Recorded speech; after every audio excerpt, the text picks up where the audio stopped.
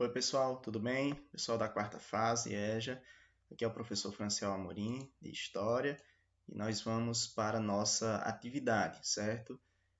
Vocês, se não assistiram, tem que assistir ao vídeo anterior, né? Sobre os dois vídeos anteriores, na verdade, né? As duas aulas anteriores que tratam, né? Dessa questão da República Velha, da República das Oligarquias, e também a última aula da professora Taliane sobre as revoltas, né?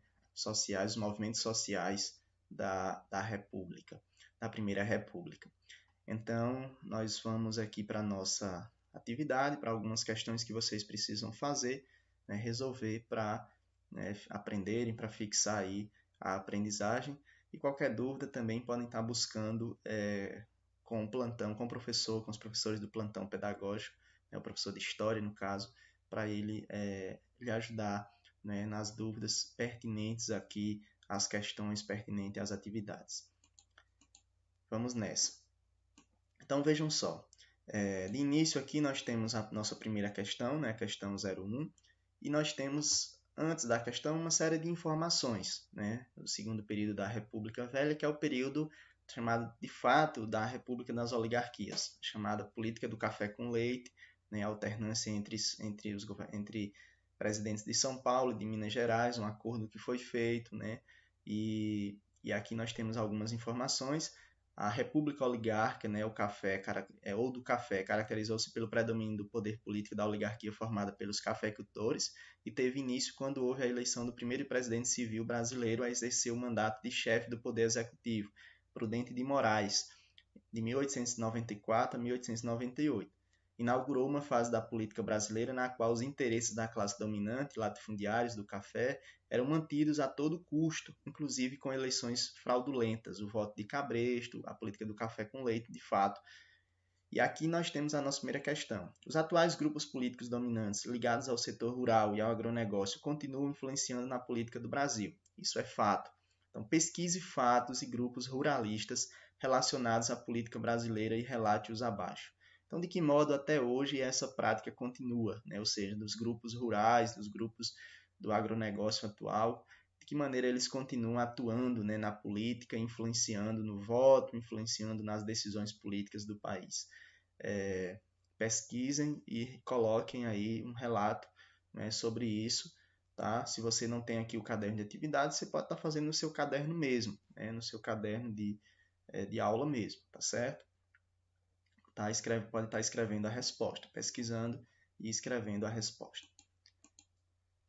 Aqui nós temos algumas informações sobre o coronelismo e o voto de cabresto na República Velha. Né? O coronelismo, que era um sistema dominado pelos grandes proprietários rurais. Né?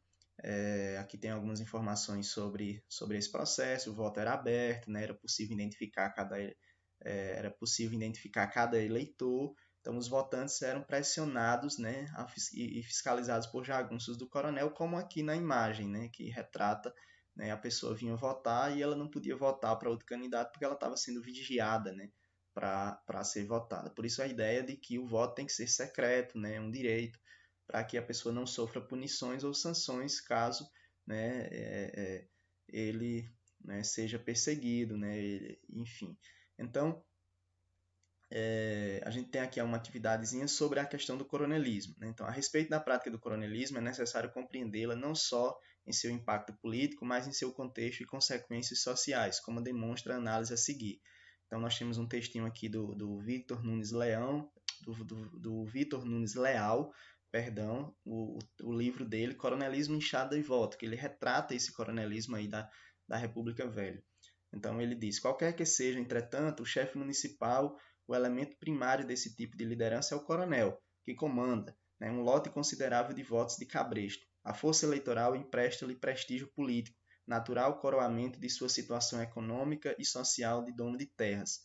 Dentro da própria esfera de influência, o coronel, como que resume em sua pessoa, importantes instituições sociais, se enfeixam em suas mãos com seu caráter oficial, extensas funções políticas de que, frequentemente, se descumbe, né, com a sua pura ascendência social, mas que eventualmente pode tomar efetivas com o auxílio de empregados, agregados ou capangas. Então, coloca aí a liderança do líder local, né, o coronel, geralmente eram os prefeitos, né, e eles tinham grandes propriedades de terra, eles mandavam e desmandavam naquele local, e aí eles apoiavam candidatos que eram dos interesses deles, que eram do interesse deles.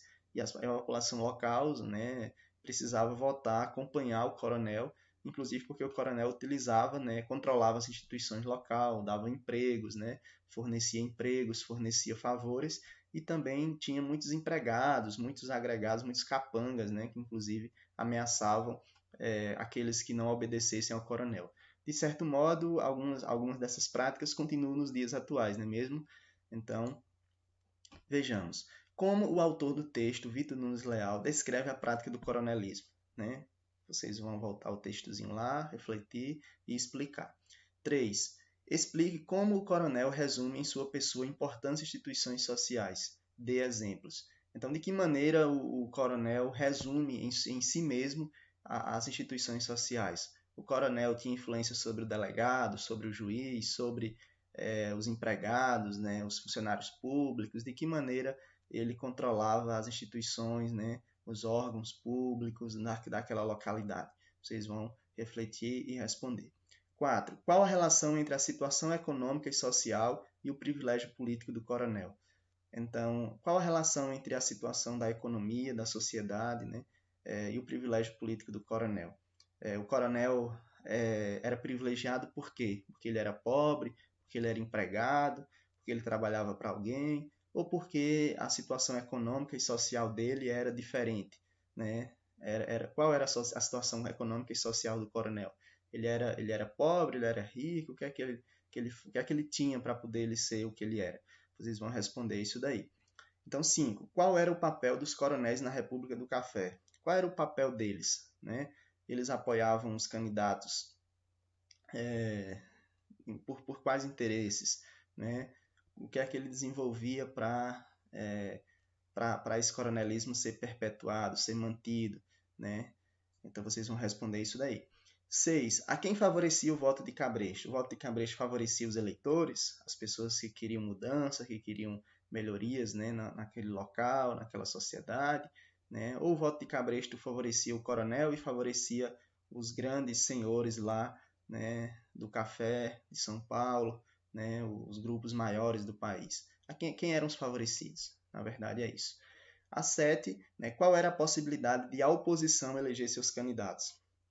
O opositor, aquele político que fazia frente ao coronel, né, quando existia oposição, quais eram as chances dele ganhar, dele se eleger, né, dessa forma aí, com o voto de Cabresto? Então vocês vão responder. E aqui, pessoal, nós temos agora alguns movimentos sociais na Primeira República, né? Alguns movimentos sociais, os movimentos sociais na Primeira República são divididos, né, por revoltas populares na cidade e também na zona rural. Aqui nós temos alguns movimentos rurais, né, como Canudos, a Guerra de Contestado, o Cangaço, que na aula anterior a professora explicou para vocês, certo? Então, são chamados movimentos sociais no campo, né, e se destacam principalmente esses três, né, que a professora explicou aqui na aula anterior. Então, voltem lá na aula anterior, que possui mais riqueza de detalhes sobre esses movimentos. E aqui vamos à questão 8. Né? Quais foram as causas gerais das revoltas do período da República Velha? Quais foram as causas? O que gerou as revoltas? Né? O coronelismo tem alguma coisa a ver? O voto de Cabresto tem alguma coisa a ver? Né? A República Brasileira, na questão 9, a República Brasileira, na última década do século XIX, caminhava para a consolidação da oligarquia dos coronéis fazendeiros. A crise econômico-financeira agravava as condições de vida da cidade e do campo. A rebelião de Canudos pode ser entendida como um movimento de, então, letra A, tensão social agravada pela expulsão dos camponeses que atuavam nas frentes pioneiras, né, catarinenses e paranaenses. B. Resistência da população sertaneja contra a estrutura agrário-latifundiária e as medidas repressivas oficiais. C. Hesitação dos mandatários políticos em desfechar medidas repressivas contra a gente oprimida.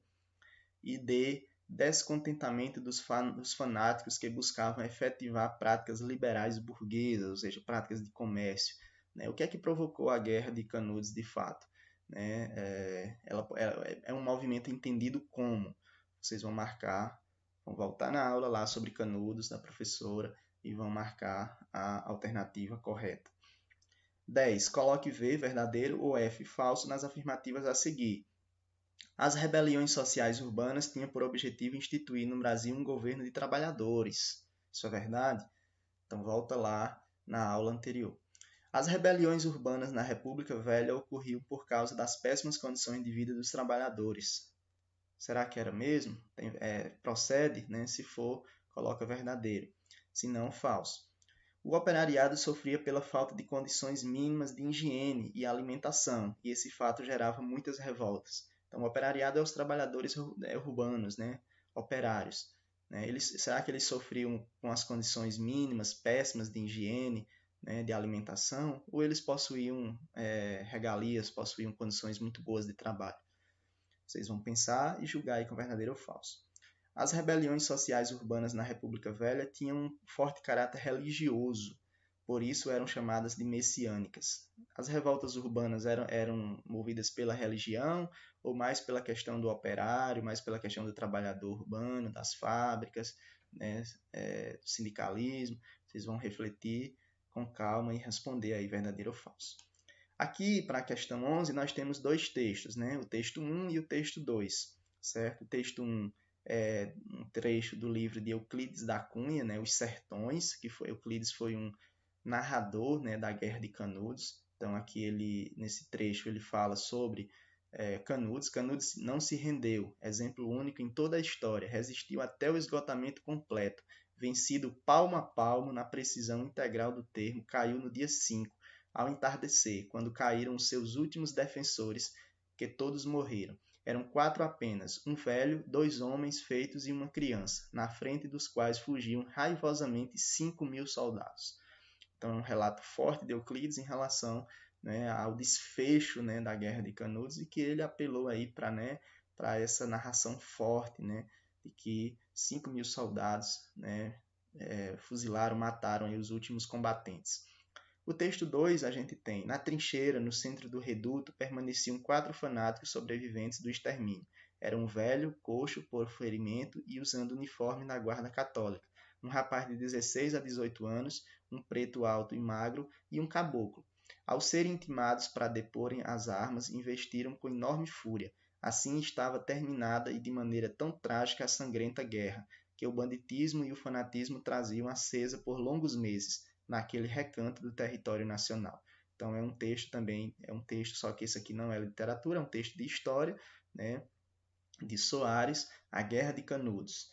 E aqui a questão 11 coloca: os relatos do último ato da Guerra de Canudos fazem uso de representações que se perpetuaram na memória construída sobre o conflito.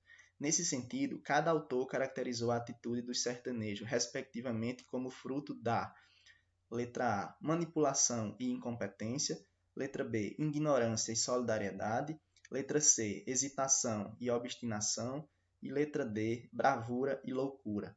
Né? De que forma esses dois relatos traduzem uma desses dois sentimentos aí? Né? Então vocês vão estar identificando qual é a correta e marcando, né, optando pela alternativa correta. Ok? Então é isso. Nós ficamos por aqui. Qualquer dúvida, vocês procurem, como eu já falei, o professor do plantão pedagógico. E até a próxima. Fiquem bem, se cuidem. Um abraço.